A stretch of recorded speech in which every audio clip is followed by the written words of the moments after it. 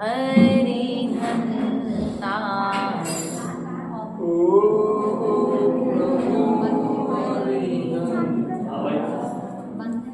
ओम नमो श्री सिद्धाय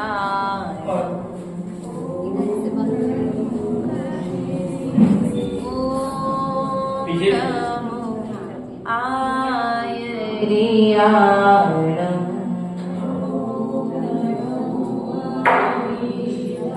ओम नमो ओमजायाणम्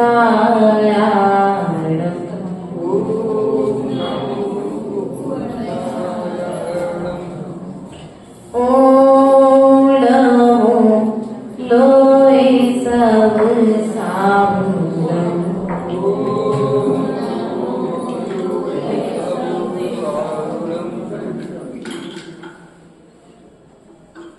नमः श्री वैद्यमानाय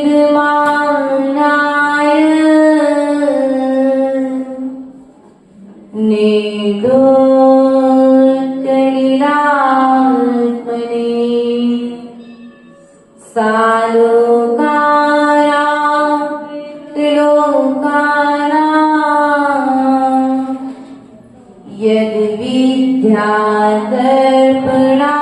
यद्विद्यादर्पणायते संयम भावे जगाना गुरुवे काम तुम्हारा है संयम पालन करना गुरुवे काम हमारा है अभी तो प्रतिपद मेरा संयम पति पर हो मेरा अंतिम मरण समाधि तेरे दर पर हो तेरी छत्र छाया वगवय मेरे सिर पर हो मेरा अंतिम मरण समाधि कोई अनंतानंद प्रसिद्ध परमेश्वर भगवान की जय देवाली देव आदिनाथ भगवान की जय देवाली देव मूल नायक पारसनाथ भगवान की जय देवाली देव शासन नायक महावीर स्वामी की जय आचार्य भगवत कुंद कुंद स्वामी की जय आचार्य भगवत विरांग सरजी विशुद्ध सागर जी महाराज जी की समाधि भक्ति के रचयिता आचार्य भुवनेश्वर विभव सागर जी महाराज की द्वादशांग जिलवाड़ी माता की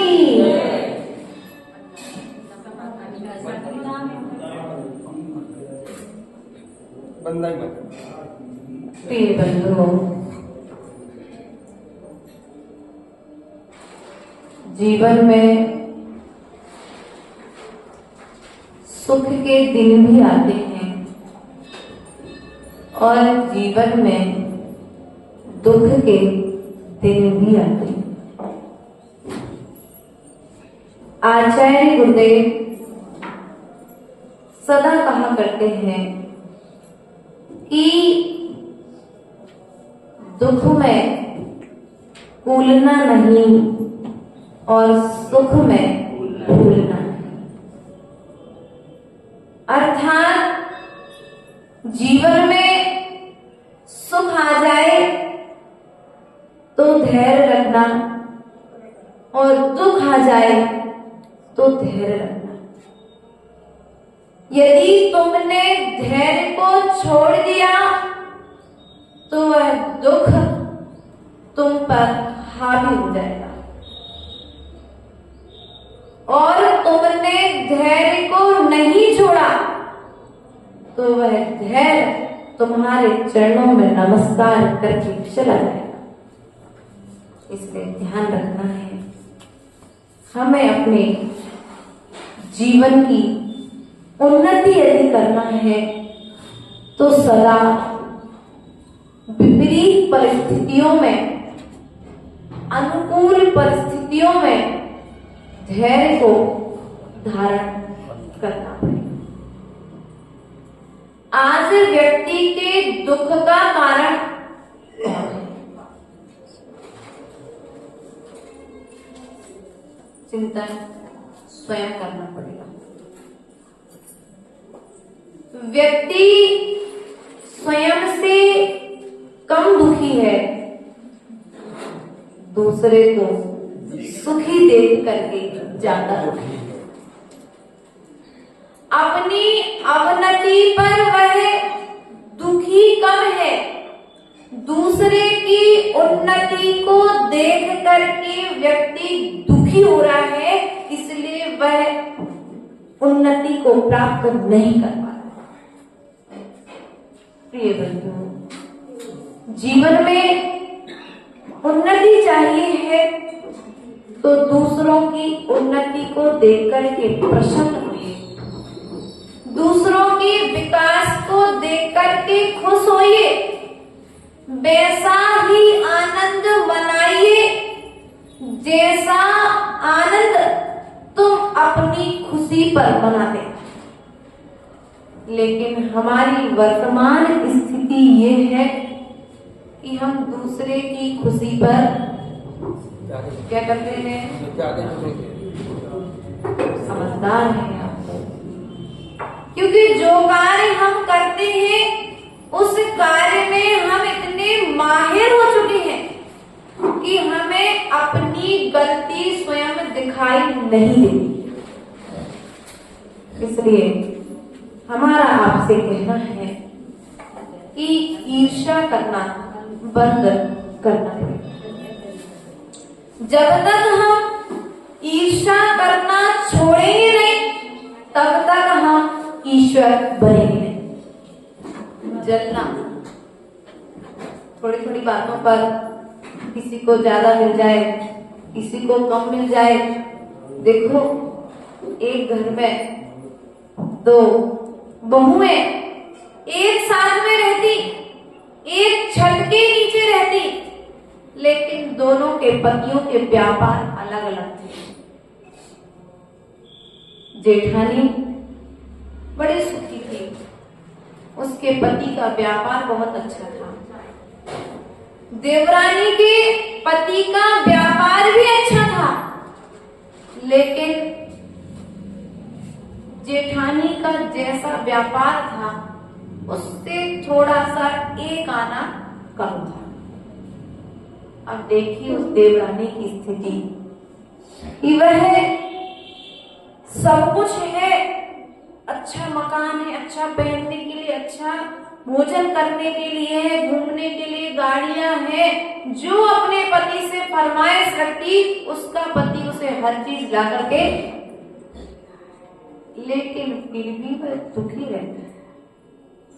क्यों? क्योंकि जो एक आना ज्यादा संपत्ति उसकी जेठानी के पास है, वह एक आना संपत्ति उसे अपनी 99% संपत्ति का भोग नहीं करती। वही स्थिति हमारी और आपकी है। इस संसार में रहने वाले कुछ जीव ऐसे हैं जो दूसरों को देख करके अपने को कम समझ करके दुखी हो रहे। हमारा सुख हमारे पास है, हमारी उन्नति हमारे हाथ में है, हमारा विकास हमारे हाथ में है। हमारा जैसा विचार होगा हमारा वैसा विकास होगा। इसलिए अपने विचारों को परिवर्तन करिए, अपनी सोच को बदलिए। उसी घर में रहने वाली एक नौकरानी, वह खुश है, वह खुश है। उसकी पगार महीने की 2,000 रुपए उसे महीने मिलता है, लेकिन फिर भी वह खुश है। और सेठानी जिसके पास में करोड़ों का बंगला, 40 लाख की गाड़ी, अच्छे सुंदर से 2 बच्चे, पहनने के लिए लिए अच्छे कपड़े, भोजन के लिए अच्छा छप्पन भोग है, लेकिन फिर भी वो नौकरानी क्यों? कारण संतुष्ट है, वह भीतर में संतुष्ट है। आज व्यक्ति संतुष्ट नहीं है, जो है उसमें संतुष्ट है, जो नहीं है उसे के पीछे पड़ा हुआ, अर्थात उस वस्तु को प्राप्त करने के लिए भाग रहा है, और जो प्राप्त है उस प्राप्त का भोग नहीं कर पा रहा। हमारे दुख का कारण है। यदि आप सुखी होना चाहते हैं तो प्रातः कालीन वेला में जब मंदिर आते हैं तो भगवान को धन्यवाद दीजिए। क्या करना है?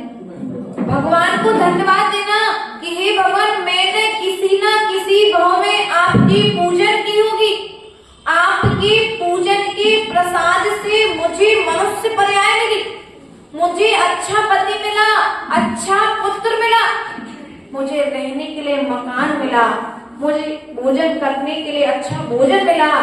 मेरी स्थिति उस फुटपाथ पर पड़े हुए व्यक्ति की अपेक्षा से तो अच्छी है। लेकिन हम क्या करते हैं?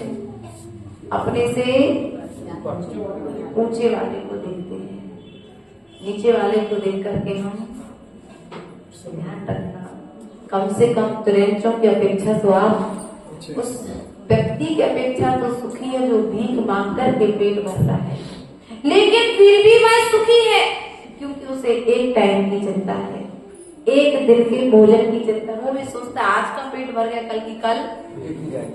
हमारी स्थिति क्या है? एक सेठ जी थे, सेठ जी बहुत सुखी थे।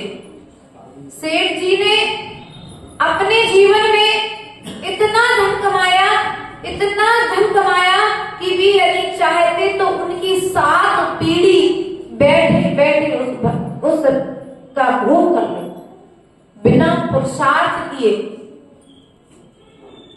संपत्ति मिल तो गई लेकिन शांति नहीं। एक दिन सेठ जी चिंता तो वो घर पर बैठे थे। सेठानी ने कहा, क्या बात है, आज आप बड़े चिंतित हैं? हाँ, मुझे कुछ चिंता है। किस बात की चिंता है? आज्ञाकारी पुत्र है, आज्ञाकारी पुत्र वधू है, घर में हर तरह की संपन्नता है, लेकिन फिर भी आप दुखी हैं। सेठ जी ने कहा, हाँ मैं दुखी हूं। मैंने इतना कमाया है कि मेरी आने वाली 7 पीढ़ी बैठे बैठे भोजन कर ले, लेकिन मुझे चिंता है 8 पीढ़ी का क्या होगा। क्या 8वीं पीढ़ी का? कुछ हमारी स्थिति वर्तमान का भोग भविष्य की चिंता में डूबे पड़े। वर्तमान में हम सुख का भोग कर सकते हैं, सुख कहीं बाहर में नहीं है, सुख हमारे भीतर में है, हमारे आंगन में है। मात्र हमें उस सुख तक पहुंचने का पुरुषार्थ करना है। लेकिन हमने सुख पर वस्तुओं में मान करके रखा है। प्रिय बंधुओं, पुरुषार्थ करो, स्वयं के भीतर में जाओ, संतुष्ट हो जाओ। एक बार स्वयं में यदि संतुष्टि हो गई तो जीवन संसार में कोई ऐसी ताकत नहीं जो तुम्हें दुखी कर सके। लेकिन व्यक्ति को संतुष्टि नहीं है। ध्यान रखना, यदि घर में प्रेम है तो संपत्ति प्रवास करेगी, और यदि घर में प्रेम नहीं है तो प्राप्त संपत्ति भी तुम्हारे लिए छोड़ करके चली जाएगी। इसलिए प्रेम से रहिए, जितना हो सके झगड़े से बचिए, जितना हो सके बड़ों के अपमान करने से बचिए, जितना हो सके छोटों से अपशब्द बोलने से बचिए, जितना हो सके स्वयं के सुख को अर्थात तो स्वयं के भीतर को, स्वयं के पुण्य की अनुमोदना करने का पुरुषार्थ करिए। आज हमारे पास सब कुछ है, लेकिन हमने धन्यवाद देना छोड़ दिया। क्यों भैया? माता पिता को धन्यवाद दो, ये आपको उपकार है कि आप मुझे इस प्रतिकूल पर लेकर दिया। आप उन्हें धन्यवाद दो कि आपने मुझे इस तरह के संस्कार दिए कि आज हम जिनालय में जिनेंद्र भगवान के चरणों में विराजमान हैं। धन्यवाद दो कि आपने मुझे ऐसी शिक्षा दी कि हम इस उम्र में आने के बाद में भी किसी भी तरह के व्यसनों को ग्रहण नहीं कर रहे। लेकिन हम धन्यवाद चाहिए, आप जितना दे सको हम उतना लेने तैयार हैं, लेकिन आपको धन्यवाद, आपकी प्रशंसा। ध्यान रखना, आपने कभी किसी भाव में किसी की अच्छे कृत्य की अनुमोदना की होगी, इसलिए आपको उच्च करना है। हरिवंश पुराण में आचार्य भगवत ने कहा है कि जो पुण्य की प्रशंसा करता है, दूसरों के किए हुए अच्छे कृत्य की अनुमोदना करता है, वह जीव उच्च कुल में पैदा होता है। ध्यान रखिए, अब आप उच्च कुल में आ चुके हैं, लेकिन उच्च कुल में आने के पश्चात नीच कुल में जाने की तैयारी नहीं करना। हाँ, ध्यान रखना, निंदा करोगे तो नीच कुल में, निंदा करोगे तो नरक में जाओगे, निंदा करोगे तो निगोद की यात्रा करोगे। अब आपके हाथ में है, आपको करना क्या है? आपकी कॉपी आपके हाथ में, जो चाहो वो लिख लो। इसलिए प्रिय बंधु, प्रेम बांटिए। वर्तमान में आप जितना अधिक प्रेम बांटेंगे उतना अधिक प्रेम मिलेगा। जितना अधिक प्रेम बांटेंगे उतना अधिक प्रेम मिलेगा। अपने हृदय को संकुचित मत रखो, अपने हृदय को विशाल बनाओ, उन नदियों की तरह, उस कुएं की तरह कि लोग दिन भर उस कुएं का पानी खींचते हैं। उस कुएं के लिए प्रसन्नता होती है कि मेरा पानी लोगों के काम में। दिन भर व्यक्ति पानी खींचता है, रात भर में कुआं पुनः जो देता है उसे, और जो देता नहीं उसे मिलता भी नहीं है। इसलिए पुरुषार्थ करिए, अच्छी बातें लोगों को प्रदान करिए, नकारात्मक विचार देने से बचिए, बुरी बातें सुनाने से बचिए। आप जितनी सकारात्मक बातें लोगों को सुनाएंगे उतनी सकारात्मक बातों से आप स्वयं भर जाएंगे। इसलिए पुरुषार्थ करो, सुख का उपाय चाहिए है, सबको सुख चाहिए है, सब जीवों को दुख से बचना है, तो प्रेम से रहिए। परिवार में 4 हो, चाहे 14 हो, चाहे 40 हो, लेकिन प्यार होना चाहिए। सबके बीच में आपस में प्रेम होना चाहिए। एक छत के नीचे रहते हुए भी यदि हमारे मन मुटाव है तो क्या हमारा रहना सार्थक है? ध्यान रखना है, प्रेम से रहिए। एक सेठ जी की कहानी आती है, आप सभी ने सुनी ही होगी, हमने भी सुनी थी कभी। एक सेठ जी के घर में बहुत संपन्नता थी और सेठ जी के 7 पुत्र थे। कितने पुत्र थे दादाजी? 7 पुत्र थे। 7 पुत्र अच्छा व्यापार करते थे। 7 बहुएं एक घर में एक छत के नीचे एक चौके में रहकर के एक साथ भोजन बनाती थी। बच्चे एक साथ स्कूल जाया करते थे, सब व्यवस्था व्यवस्थित थी। सेठ जी बड़े खुश रहते थे।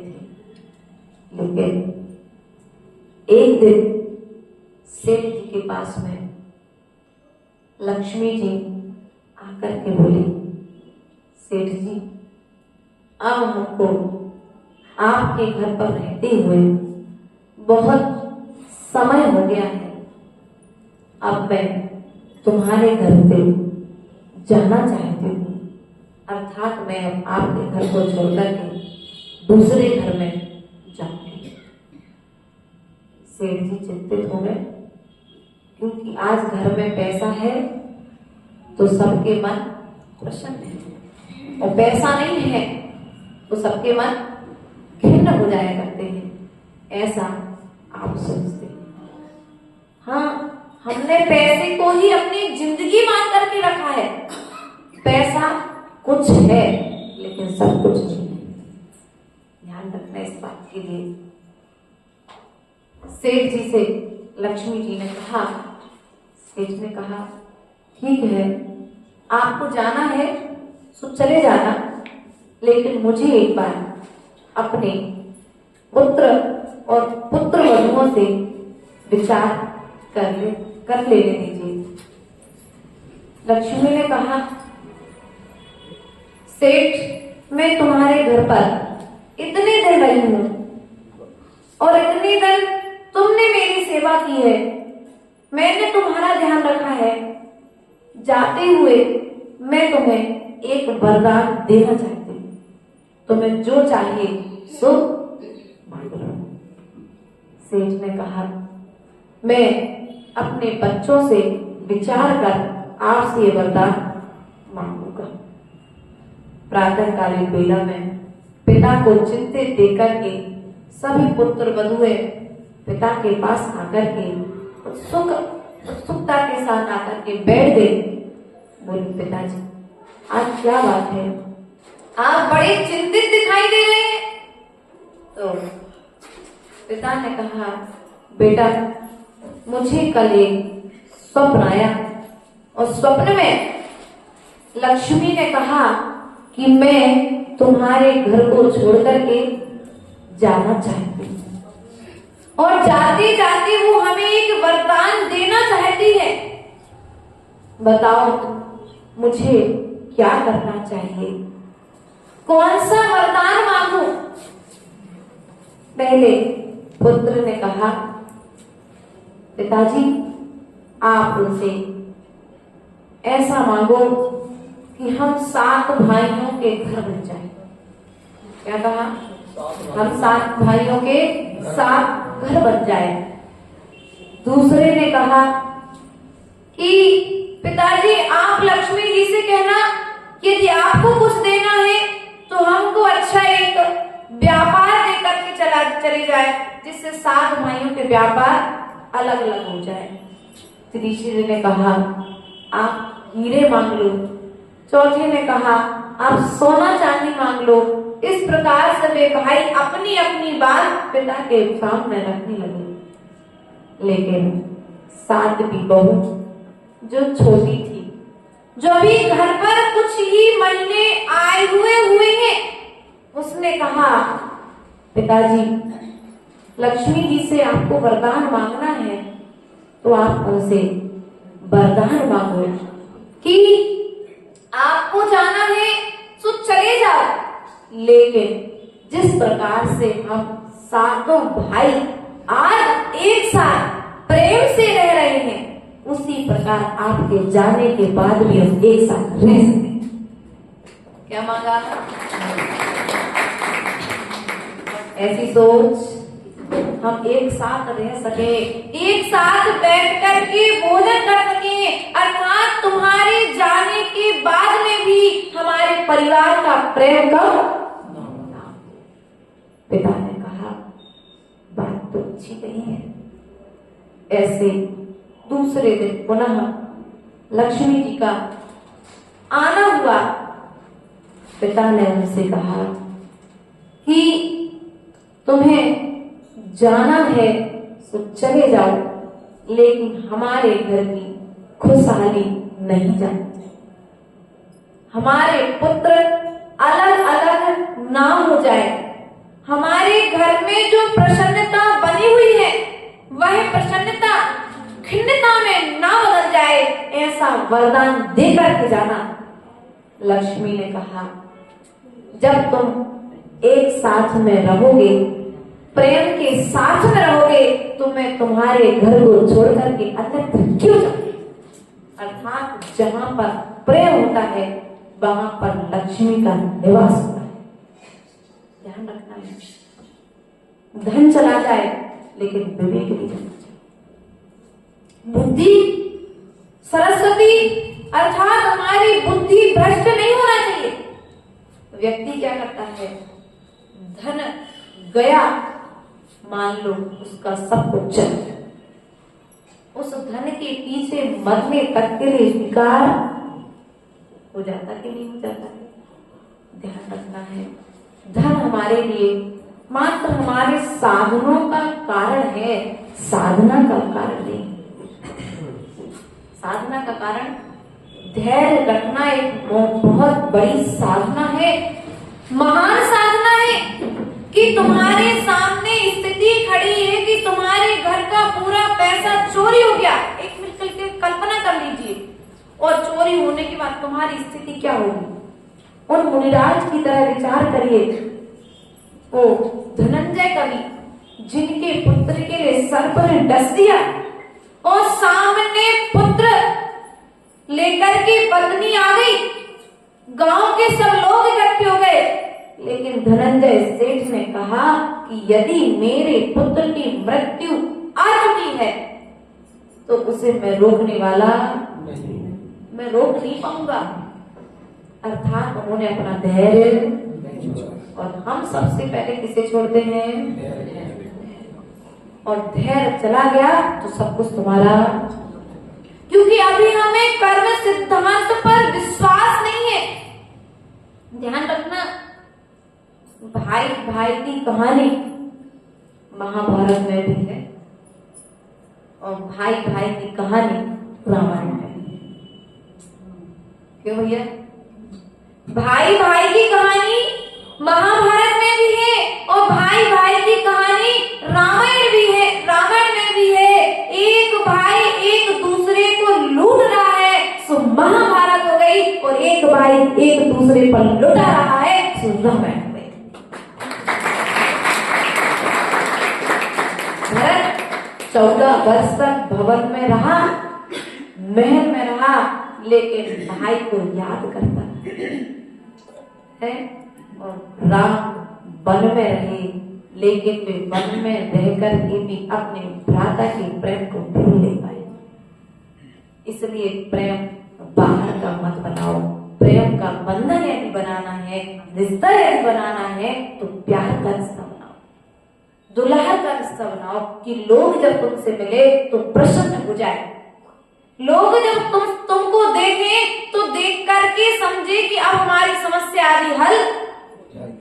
ऐसा व्यवहार बनाओ, ऐसा व्यवहार मत बनाओ कि लोग तुम्हें देख कर अब तुम्हारी समस्या और ऐसा नहीं करना। एक नेक इंसान बनने का पुरुषार्थ करना है, क्योंकि इंसान ही भगवान बनता है। किताबों में जो पढ़ाई की जाती है वह पढ़ाई जीवन की पढ़ाई से भिन्न हुआ करती है। इसलिए किताबों की पढ़ाई तो आप कर रहे हैं और करा रहे हैं, एक बार बच्चों को जीवन की पढ़ाई करना सिखाइए, जीवन के अनुभव सिखाइए, सुख दुख में रहने की स्थिति परिस्थितियां सिखाइए कि उन्हें विपरीत परिस्थितियां आ जाए तो वे उनसे जूझ जाए, उनको संभाल ले। लेकिन हम क्या करते हैं, इतने सुख में बच्चों को रखते हैं कि वे बच्चे दुख के आते, मम्मी पापा आपने कहाँ भेज दिया, फोन आना चालू। अंजना के पिता ने कहा, बेटा मैंने तो तुम्हें श्रेष्ठ जगह पर भेजा था, मैंने तो तुम्हें अच्छा पति देख करके ही तुम्हारा विवाह, अब तुम्हारा भाग्य जैसा निकला तो पति तुम्हारे भाग्य के अनुसार परिवर्तित हो गया। ध्यान रखना, यदि आप अंजना की माँ की तरह, अंजना के पिता की तरह मजबूत रहेंगे तो किसी भी बेटी का परिवार टूटेगा नहीं। थोड़ा सा आपको कठोर होना पड़ेगा, थोड़ा सा आपको जिम्मेदार बनना पड़ेगा, वरना उस बेटे की जिम्मेदारी आपको जीवन भर।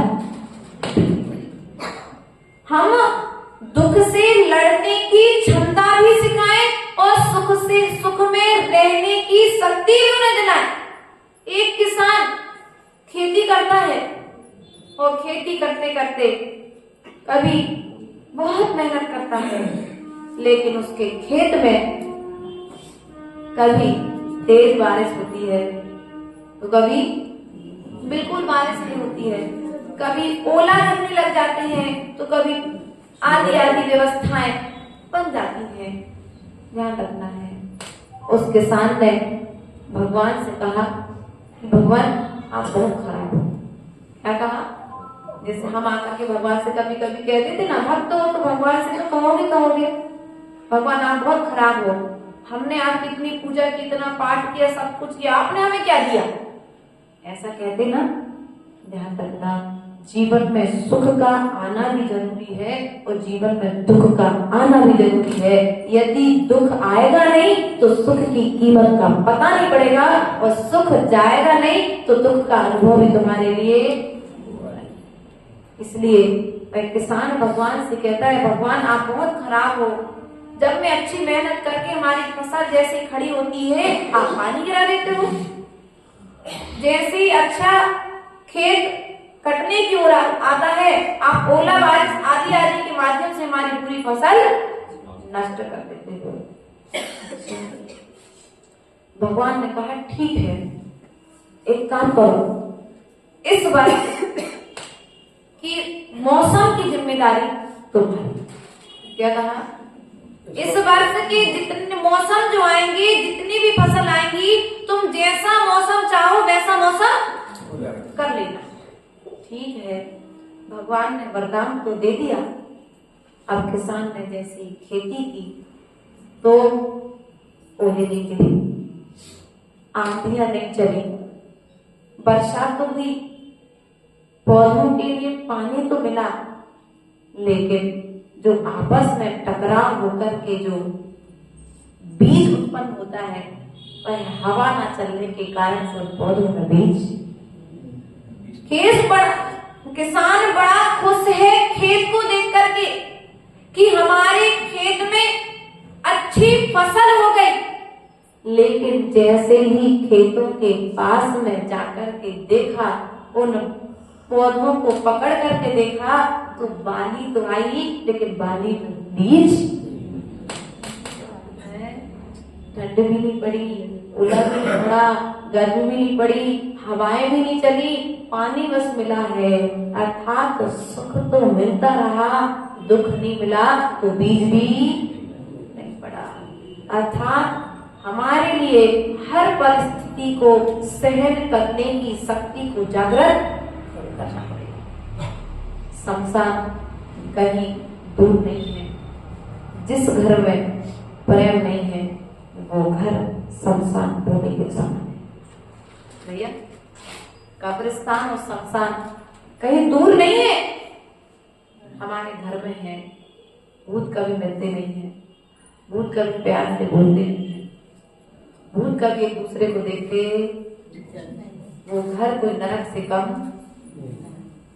नरकों में क्या होता है? लड़ाई झगड़ा। मनुष्य है, हमको मौका मिला है भाई भाई को गले लगाने का, हमको मौका मिला है प्यार से बात करने का, हमें मौका मिला है एक साथ बैठने का। तो ध्यान रखिए, अपने इस पुण्य का प्रयोग पाप में मत करिए, अपने इस पुण्य का प्रयोग प्यार बांटने में करिए, दूसरों की तकलीफ को मिटाने में करिए, तकलीफ बढ़ाने में बोलो तो हम क्या करते, कई बार अपने वचनों के माध्यम से दूसरे की तकलीफ को वचन ही तो है, हमने क्या कही, हमें तन्नसी पकड़ी, बस वो तुमने जो चिंगारी छोड़ी थी ना, वो तो द्रौपदी के चीर हरण का कान बनी थी। ध्यान रखना है, हम तो कुछ करते ही नहीं है, हमारी तो कुछ गलती। हमेशा व्यक्ति यही कहता है, वो करने के बाद में फिर मेघ जाता है। इसलिए बोलने के पहले सोच लो और भोजन करने के पहले दिन। ऐसा हमारे बड़े कहा करते थे, बोलने के पहले सोच लो और भोजन करने के पहले देख लो।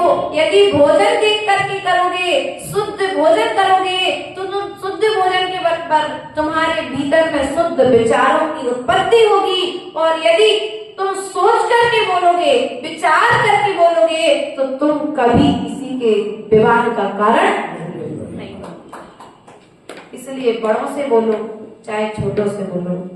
हमारे टीकमगढ़ के पंडित जी पुष्प जी हुए हैं, जय निशांत पंडित जी के पूज्य पिताजी, जिन्होंने इंदौर में समाधि की और अपना नवागढ़ क्षेत्र है टीकमगढ़ के पास, उस क्षेत्र का पूरा संवर्धन किया, उसको संभाला है।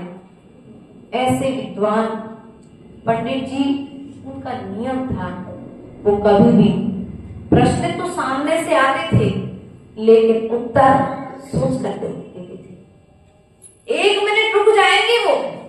हमारा भी एक बार उनसे मिलने का सौभाग्य मिला, गुरु चरणों में वो दर्शन करने के लिए आए, तो हमने भी पंडित जी से कुछ प्रश्न किया।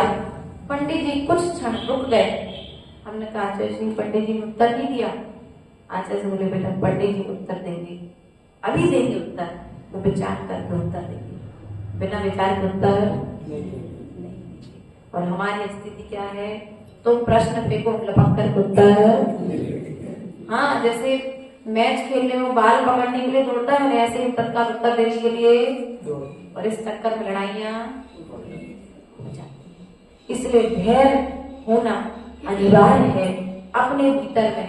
यदि सुख चाहते हो, शांति चाहते हो, संतोष चाहते हो, समृद्धि चाहते हो, अपने परिवार की वृद्धि चाहते हो, तो प्यार देना प्रारंभ करेंगे। तुम्हारे परिवार में प्यार रहेगा तो तुम्हारे परिवार में समृद्धि भी आकर के निवास करने लग जाएगी। प्रिय बंधु, हम दूसरे की उन्नति को देख करके ईर्ष्या कर रहे हैं, करते ही नहीं करते। दूसरे का बच्चा अच्छे नंबर से पास हो गया तो हम उसे धन्यवाद नहीं देंगे। हमारे बच्चे के कुछ नंबर कम आए, क्या करो, एक नंबर तो ज्यादा आ गए, ऐसे कहते ना भैया। लेकिन उस एक नंबर के लिए तुम्हारा बच्चा तो पीछे, इनने ऐसा कौन सा महान काम कर लिया? हमारे बच्चे ने भी तो दुकान खोल ली अच्छी, कौन सा महान काम किया? हम दूसरे की लिए उसका उत्साहवर्धन, कोई बात नहीं बेटा, एक नंबर लाने के लिए उस बच्चे से पूछो, उसने दिन रात मेहनत की है। हम बड़ों का कर्तव्य होता है बच्चों का उत्साहवर्धन करें। यदि कहीं बच्चे गलतियां करते हैं, चाहे मंदिर में हो चाहे परिवार में हो, तो उन्हें प्यार से समझाओ, उनसे कहो बेटा देख तेरा पुण्य धन्य है, आज तू भगवान के चरणों में आकर के बैठा है। आज तेरा पुण्य धन्य है कि जो तूने अपने हाथों में भगवान के पूजन की द्रव्य की थाल लेकर के बैठा है। तेरा पुण्य धन्य है कि तूने मंदिर में भगवान के अभिषेक का कलश उठाने का भाव किया है। बस बेटा एक काम करना, थाली में यहाँ पर अक्षत लगाए जाते हैं, जो आपने लगा यहाँ पर। यदि इस प्रकार से कहोगे तो बच्चा धर्म से जुड़ जाएगा। और यदि आप कहोगे अरे तुम्हें तो कुछ नहीं आता, जब कुछ आता नहीं है तो मंदिर काहे को आ जाता, ऐसा कहते ना बड़े लोग, छोटे लोग भी कई बार बड़ों की मर्यादा को भूल जाते हैं। कोई बात नहीं, ध्यान रखना, यदि बड़े कभी किसी प्रकार का प्रमाद करते हैं तो छोटे भी उनके प्रमाद को अपने प्यार भरी भाषा में सुधार करवा सकते हैं।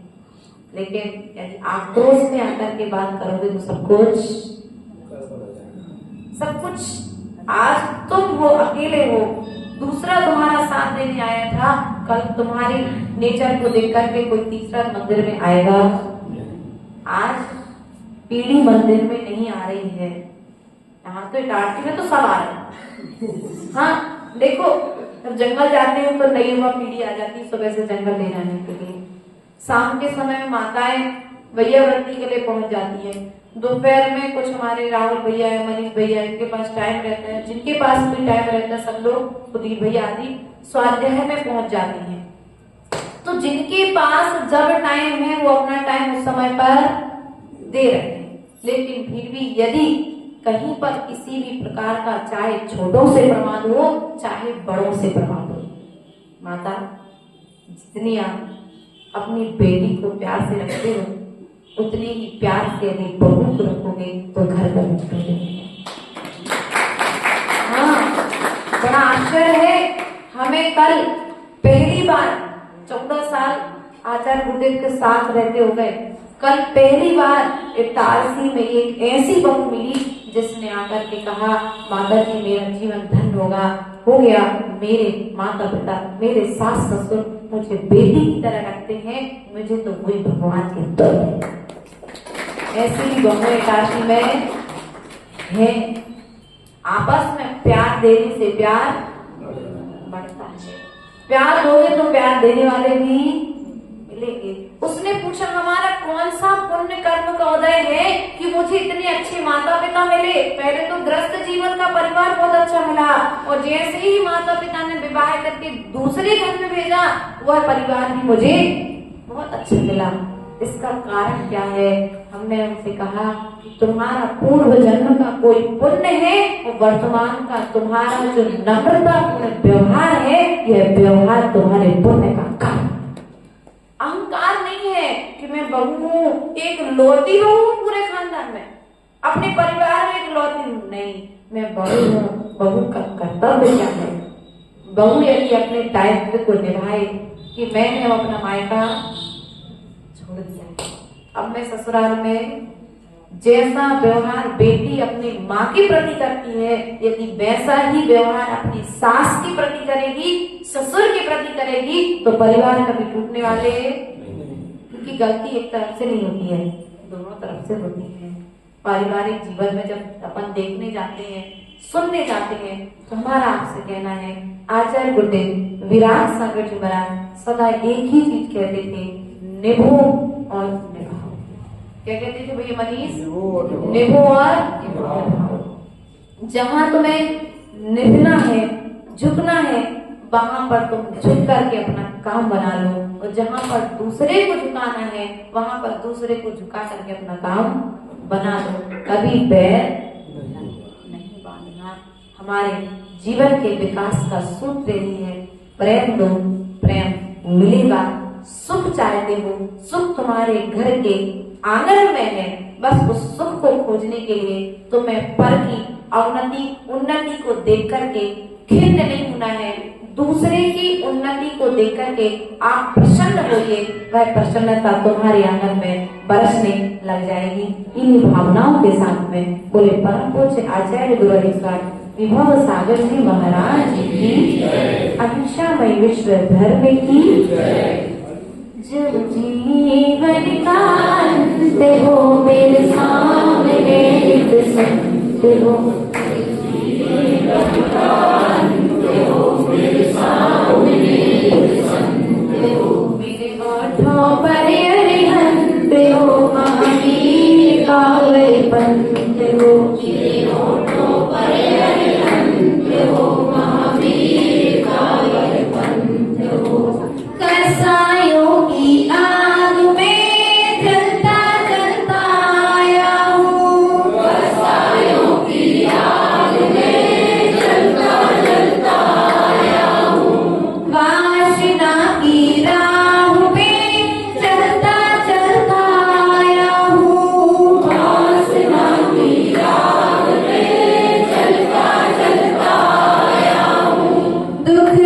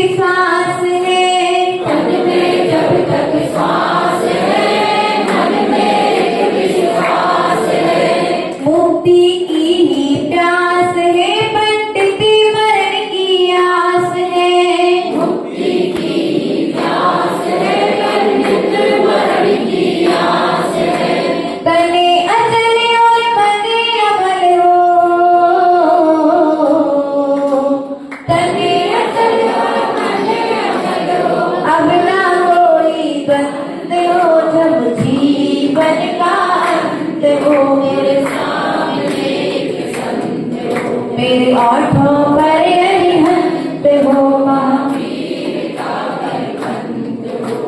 धर्म में मेरी प्रीत हो वेदना में जीत हो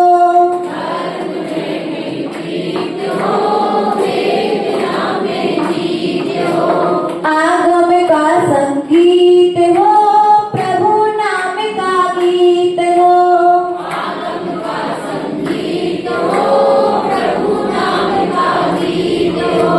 साधना के नंदन वन में हो साधना के नंदन वन में भावना बसंत हो जब जीवन का अंत हो मेरे सामने एक संत हो तो पर अरिहंत हो महावीर जिन वाणी के ज्ञान के सूझे लोकालो सो वाणी बस